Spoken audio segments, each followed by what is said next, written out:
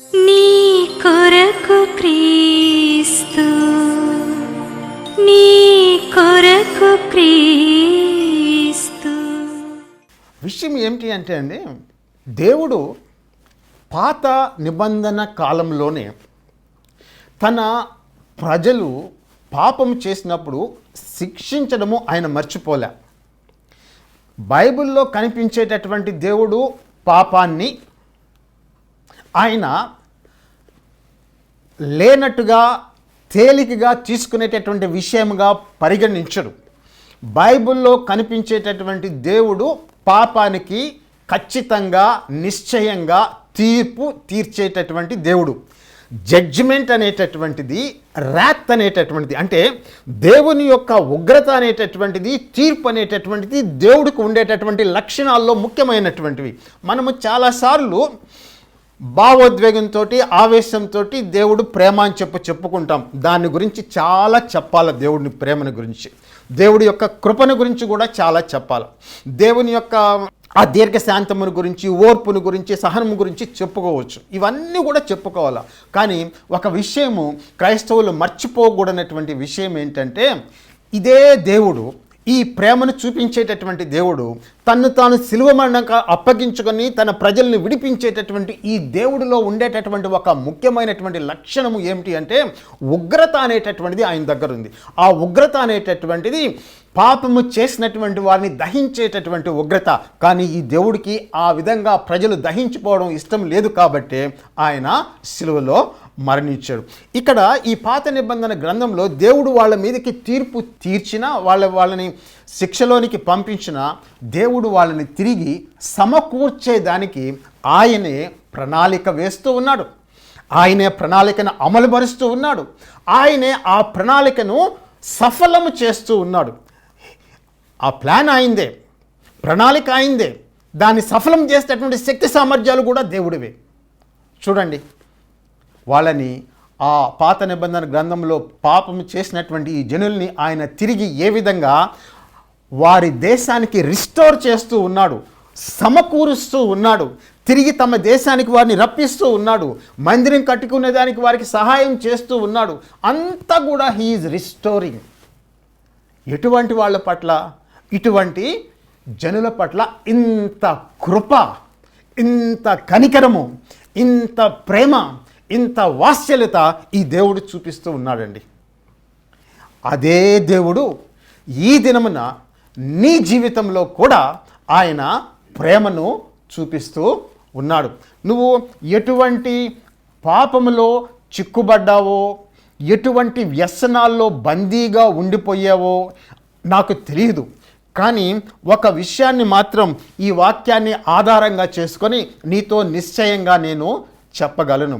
దేవుడు నిన్ను ఎన్నటికీ తృణీకరించడు. దేవుడు నిన్ను గురించి ఎప్పటికీ మర్చిపోడు. దేవుడి యొక్క జ్ఞాపకాల్లో నువ్వు లేకుండా పోవు.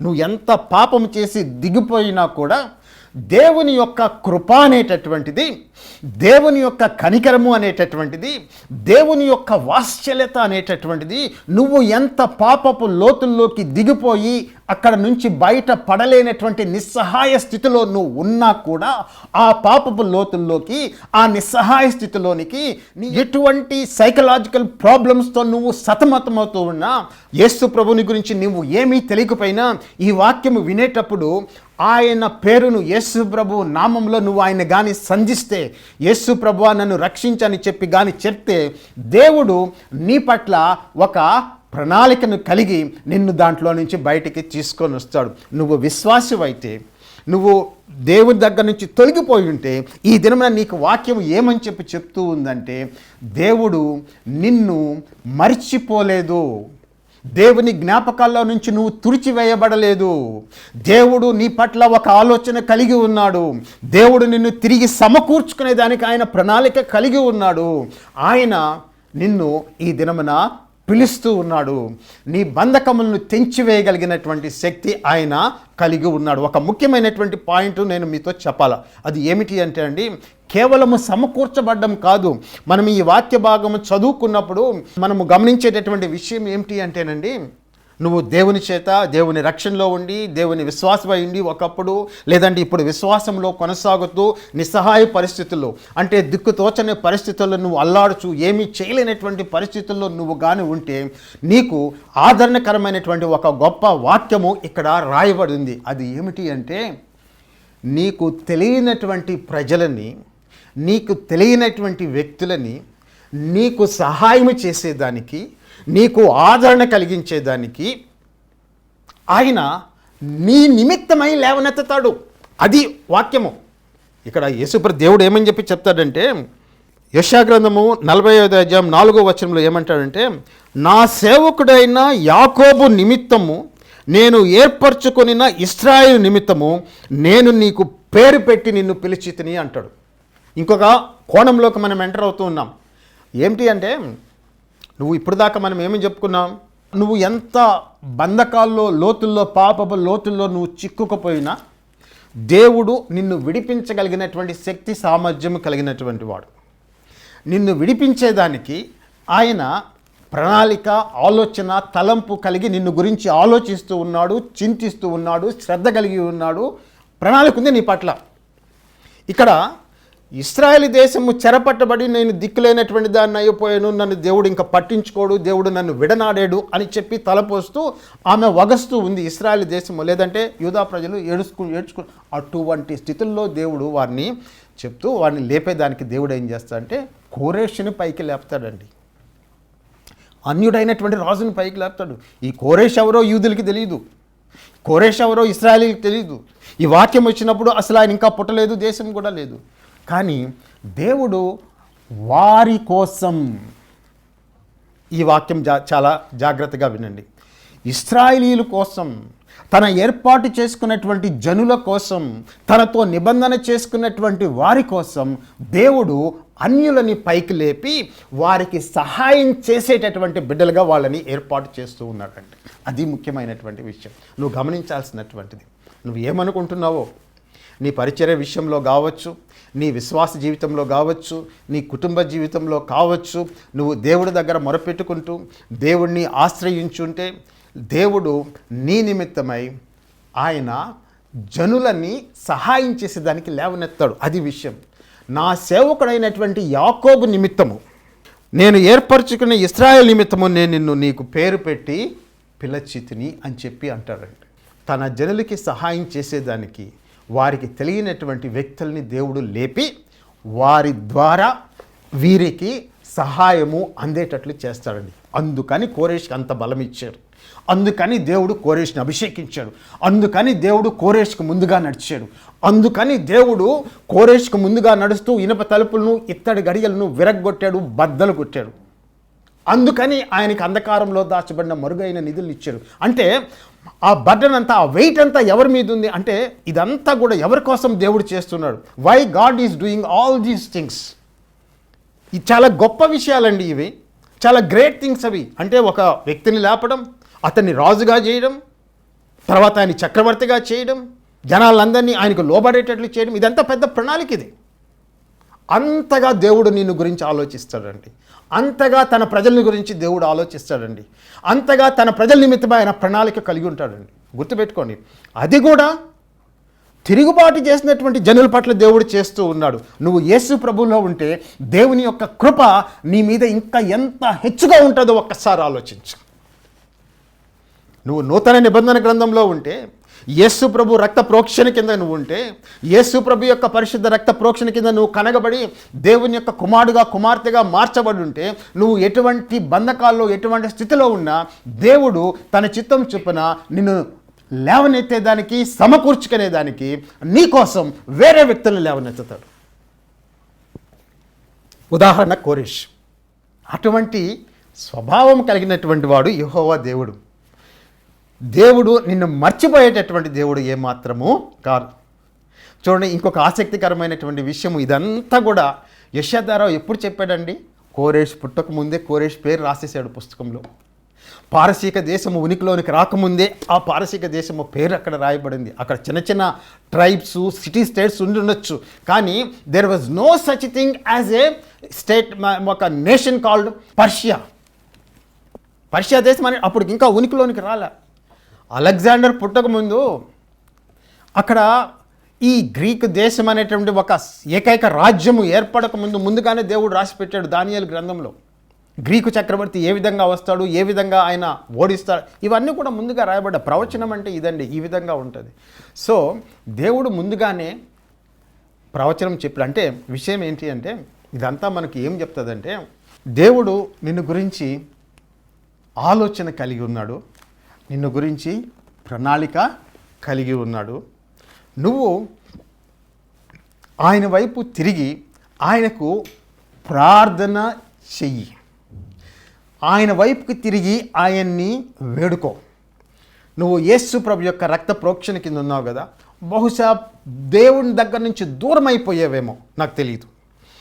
బహుశా దేవుని పట్ల నీకు అంతకు ముందున్నటువంటి విశ్వాసము లేదేమో, లేదంటే అంతకుముందు నువ్వు వదిలేసినటువంటి పాపాలు ఏమైనా నీ జీవితాన్ని తిరిగి పట్టి పీడిస్తున్నాయేమో, తిరిగి పాపానికి నువ్వు దాసుడు అయిపోయావేమో, తిరిగి పాపానికి నువ్వు లోనైపోయావేమో. నేను నీకు చెప్పేటటువంటి విషయం ఏంటి అంటే దేవుడు నిన్ను మరచిపోలేదు. నీ పట్ల దేవుడికి ఆలోచన ప్రణాళిక కలిగి దేవుడు తిరిగి నిన్ను తన దగ్గరికి సమకూర్చుకోవాలని, నీ పూర్వపు స్థితిలోనికి నిన్ను నడిపించాలని దేవుడు ఆశపడుతూ ఉన్నాడు. ఒక విషయం చెప్తాను ఇక్కడ. కోరేష్ వచ్చి ఆయన బబులోన్ రాజ్యాన్ని ఓడించిన తర్వాత ఆయన మొత్తము ఈ అనేక దేశాల మీద చక్రవర్తిగా అయిన తర్వాత ఆయన యూదా దేశ ప్రజల్ని తర్వాత ఇశ్రాయేలీల్ని విడిచిపెడుతూ ఆయన డిగ్రీ ఇచ్చాడు కదా అని మీరు వెళ్ళిపోవచ్చు అన్నాడు. కానీ మీకు ఒక విషయం తెలుసో లేదో, ఆశ్చర్యకరమైనటువంటి విషయం ఏంటంటే కొంతమంది ఆ చెరలో ఉన్నటువంటి దేశంలోనే, ఆ బబులోను దేశంలోనే ఉండిపోవాలని చెప్పి నిర్ణయించుకున్నారు. చాలా ఆశ్చర్యకరమైనటువంటి విషయం ఇది. దేవుడు నీకు విడుదల కలిగించేదానికి రాజుని లేపాడు, ఒక డిగ్రీ ఇచ్చాడు, ఒక ఆర్డర్ పాస్ చేశాడు, రాజు ద్వారా సహాయం కూడా అందిస్తున్నాడు. పోయి నిర్మించుకోండి, మీ దేశానికి వెళ్ళండి, మీ పొలాలు తిరిగి మీ ఇల్లు మీరు కట్టుకోండి, దేవుని యొక్క మందిరాన్ని కట్టండి, ఆరాధించండి, ఇవన్నీ కూడా ఆయన చెప్తూ ఉన్నాడు. కానీ కొంతమంది ప్రజలు ఆ పాత చెరలోని, అంటే ఆ లోకము, దాని రీతి, దాని రివాజులు వీళ్ళకి బాగా నచ్చినట్లున్నాయేమో.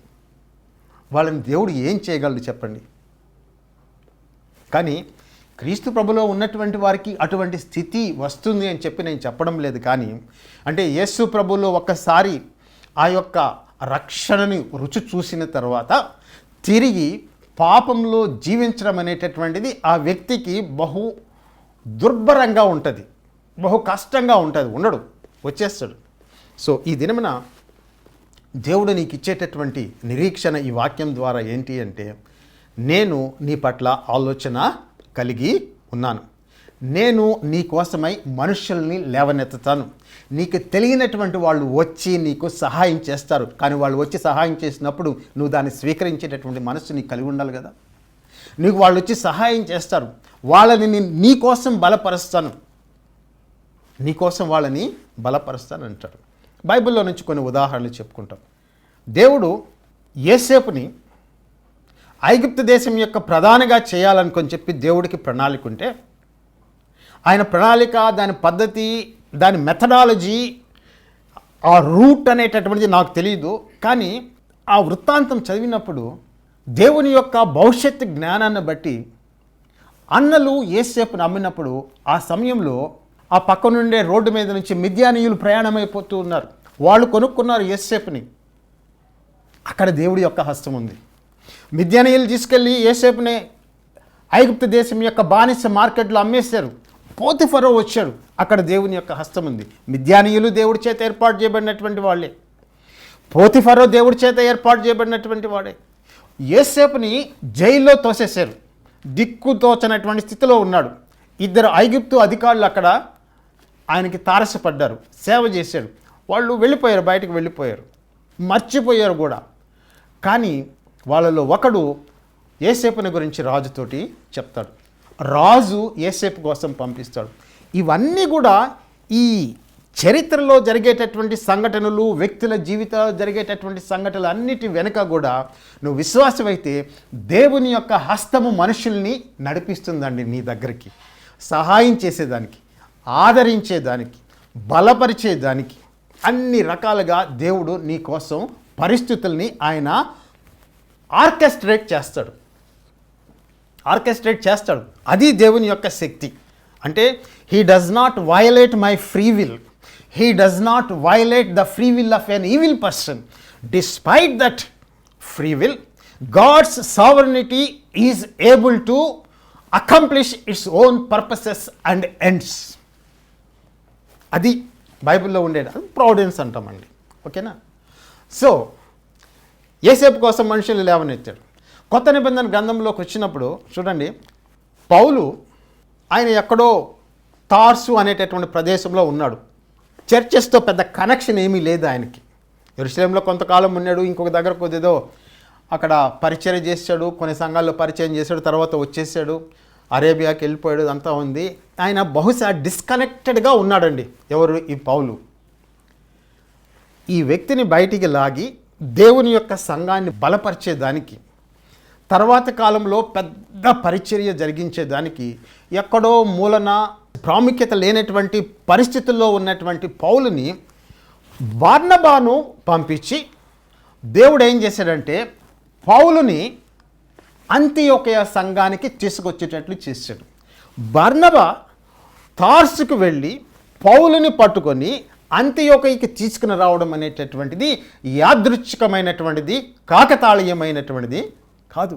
ఈ విషయాలు నేను మీకు ఎందుకు చెప్తున్నానంటే దేవుడు తాను ఏర్పాటు చేసుకున్నటువంటి బిడ్డల విషయమై, తన విశ్వాసుల విషయమై ఆయన ఆలోచన కలిగినటువంటి దేవుడు, ప్రణాళిక కలిగినటువంటి దేవుడు, ఆ ప్రణాళికను నెరవేర్చేటటువంటి దేవుడు, ఆ ప్రణాళికను సఫలపరిచేటటువంటి దేవుడు. అది మనము పాత నిబంధన గ్రంథంలో కోరేషు, ఇశ్రాయేల్ విషయంలో మనం తెలుసుకున్నాం. పౌలు, బర్నబా విషయంలో అదే తెలుసుకుంటున్నాం. యేసేపు జీవితంలో నుంచి కూడా అదే తెలుసుకుంటూ ఉన్నామండి. కాబట్టి నువ్వు నిరాశలో, నిస్పృహలో కృంగిపోవలసినటువంటి అవసరము నీకు ఏమాత్రము కూడా లేదు. నీ దేవుడైనటువంటి యెహోవా నిన్ను మర్చిపోయేటటువంటి దేవుడు కాదు. యేసు ప్రభు నిన్ను ఎప్పటికీ మర్చిపోడు. ఆయన జ్ఞాపకాల్లో నువ్వు నిరంతరము ఉన్నావు. ఆయన నిన్ను గురించి నిరంతరము ఆలోచిస్తూ ఉన్నాడు. ఆయన నిన్ను గురించి శ్రద్ధ వహిస్తూ ఉన్నాడు. ఆయన నీకు సహాయం చేసుకునేటటువంటి స్థితిలో లేకపోయినా వేరే వాళ్ళని నీ కోసం లేపి నీకు సహాయాన్ని పంపిస్తాడు. వాళ్ళని నీ కోసం అభివృద్ధి చెందిస్తాడు. వాళ్ళని నీ కోసం బలపరుస్తాడు. ఎందుకు? అల్టిమేట్గా వాళ్ళ యొక్క అభివృద్ధి వల్ల నువ్వు లాభపడతావు. దేవుని యొక్క కార్యము నీ జీవితంలో సఫలమవుతుంది. దేవుని యొక్క చిత్తము నీ జీవితంలో నెరవేర్చబడుతుంది. అట్లా పని చేస్తాడండి. అంత ఆలోచన కలిగినటువంటి వాడు దేవుడు. చూడండి, ఎక్కడ పారసీకు, ఎక్కడ బబులోను, ఎక్కడ యోదయ దేశము, ఎట్లా కనెక్ట్ చేశాడో చూడండి దేవుడు. వీళ్ళని విడిపించేదానికి అంత గొప్ప ప్రణాళిక దేవుడు వేసి ఆ ప్రణాళికను సఫలపరిచి తన ప్రజలైనటువంటి ఇశ్రాయేలీలకి విడుదల కలిగి చేసి చెర నుంచి వారిని విడిపించుకొని వచ్చి తిరిగి మందిరం కట్టుకొని తమ స్వదేశంలో జీవించేటట్లు చేసినటువంటి దేవుడు. తీర్పు ముగిసిపోయింది, శిక్షాకాలము ముగిసిపోయింది. దేవుడు ఎప్పుడు కూడా శిక్షిస్తూ ఉన్నాడు. దేవుడు ఎప్పుడు కూడా నీ పట్ల కోపంగా ఉన్నాడు. పైగా నువ్వు దేవుని యొక్క కృప కింద ఉన్నావు, తీర్పు కింద లేవు. నువ్వు దేవుని యొక్క తీర్పు కింద లేవు. ఎప్పుడైతే నువ్వు యేసు ప్రభు యొక్క రక్షణలోనికి వచ్చావో దేవుని యొక్క తీర్పు అనేటటువంటిది, ఆయన ఉగ్రత అనేటటువంటిది నీ జీవితంలో నుంచి తొలగిపోయింది. ఉగ్రత కింద నువ్వు లేవు, కృప కింద నువ్వు ఉన్నావు. దేవుని యొక్క తీర్పు కింద నువ్వు లేవు, నువ్వు దేవుని యొక్క కృప కింద, కనికరం క్రింద ఉన్నావు. ఆయన నీ పరిస్థితులను మార్చగలడు. ఆయన నిన్ను ఆల్రెడీ క్షమించాడు. ఒకవేళ ఇప్పుడు నువ్వు పాపం చేస్తుంటే వాటిని తప్పకుండా ఆయన క్షమించి తిరిగి నిన్ను సమకూర్చుకుంటాడు, తిరిగి నిన్ను నిలబెడతాడు, తిరిగి నిన్ను కడతాడు, తిరిగి నిన్ను అభివృద్ధి పరుస్తాడు, ఫలింప చేస్తాడు.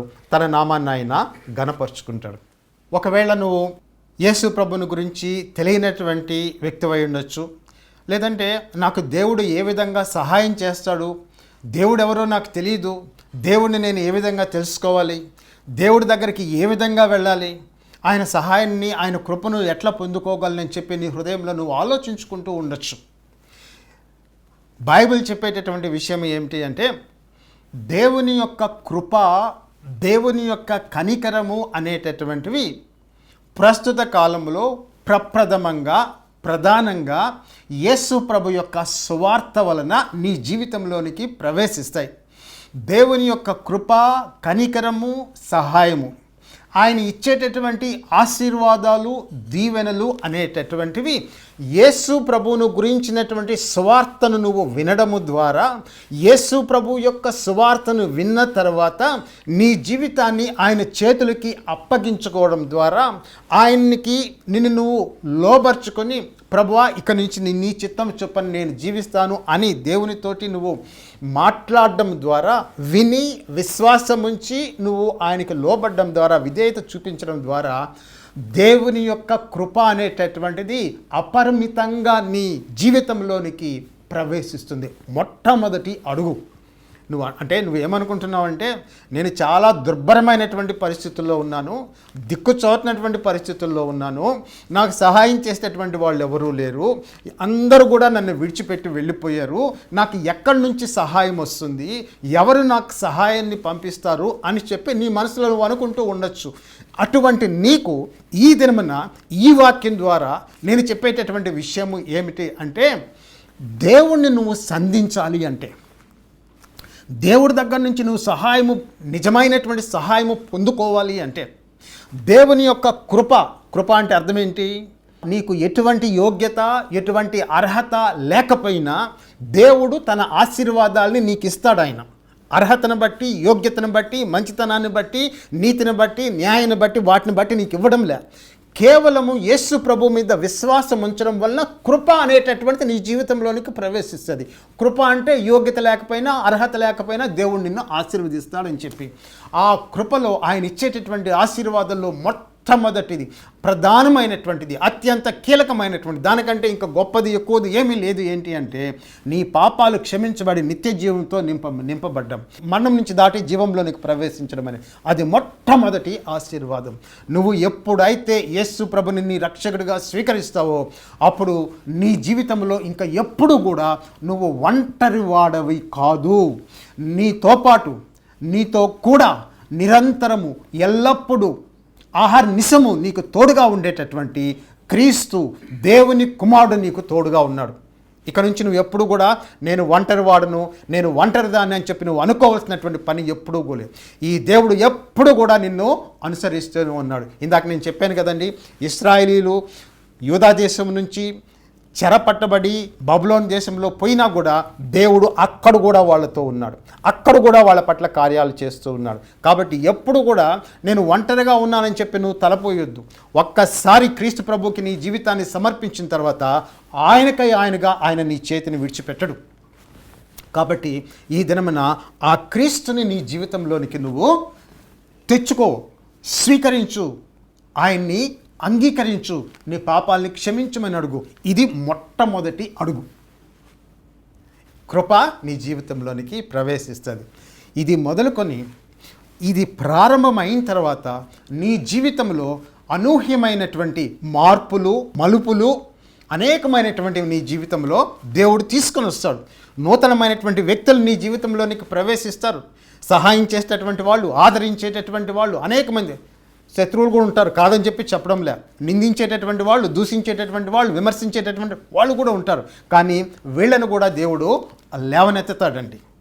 తప్పకుండా నీకు సహాయం అనేటటువంటిది దేవుడైనటువంటి యేసు వలన నీకు కలుగుతుంది. కాబట్టి నువ్వు ఆ విధంగా అనుకుంటూ ఉంటే ఈ దినమున ఆ దేవుని యొక్క సహాయం పొందుకోవాలంటే, ఆ కోరేష్ యొక్క సహాయం నువ్వు పొందుకోవాలంటే యేసు ప్రభుని నువ్వు నీ యొక్క దేవుడిగా, రక్షకుడిగా, విమోచకుడిగా ఆయన్ని స్వీకరించు. మీకు ఒక విషయం చెప్తాను.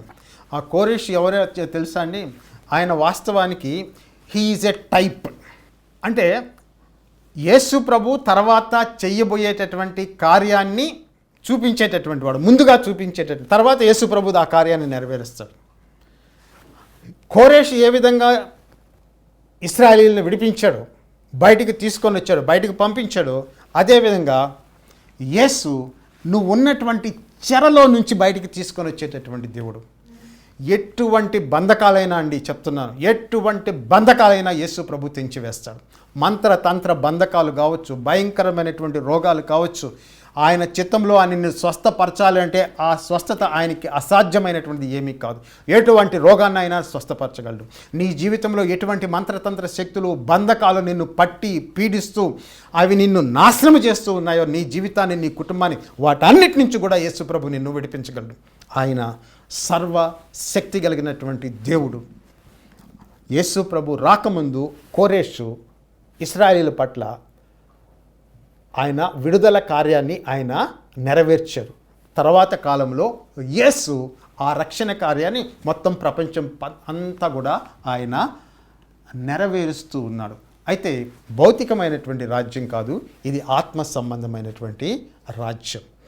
ఆయన నీ చెర నుంచి, నీ పాపం అనే చెర నుంచి, నీ మరణము అనేటటువంటి చెర నుంచి, నీ వ్యసనములు అనేటటువంటి చెర నుంచి, నీ దుర్వ్యసనాలు, అలవాట్లు అనేటటువంటి చరణం నుంచి, నీ యొక్క భయంకరమైనటువంటి బయటపడలేనటువంటి బంధకాల నుంచి ఆయన విడిపించి బయటికి తీసుకొచ్చేటటువంటి కోరేషు మన యొక్క యేసు ప్రభు. దేవుడి వాక్యం ద్వారా మిమ్మల్ని బలపరచాలని, ఆశీర్వదించాలని యేసు ప్రభు నామంలో దేవుడిని నేను వేడుకుంటున్నాను. చిన్న ప్రార్థన చేద్దాం. పరిశుద్ధుడైన మా తండ్రి, సర్వశక్తి కలిగిన తండ్రి యెహోవా దేవా, నువ్వు గొప్ప దేవుడవు, గొప్ప ఆలోచనలు కలిగినటువంటి దేవుడవు నాయనా. నీ బిడ్డల పట్ల గొప్ప ప్రణాళిక కలిగినటువంటి దేవుడవు నాయనా. తండ్రి, నీ బిడ్డలమైనటువంటి మేము ఎంతో బలహీనులము తండ్రి, దౌర్భాగ్యులము, ఎన్నిక లేనటువంటి వారము అయినప్పటికీ ప్రభా, మా పట్ల నువ్వు కలిగి ఉన్నటువంటి ఆలోచనలో మొత్తము ఎంతో గొప్పది నాయన. మా పట్ల గొప్ప ప్రణాళికను కలిగి ఉన్నటువంటి దేవుడు, మా కోసమై నిరంతరము చింతించుచున్నటువంటి దేవుడు, మా పట్ల శ్రద్ధ కలిగినటువంటి దేవుడు.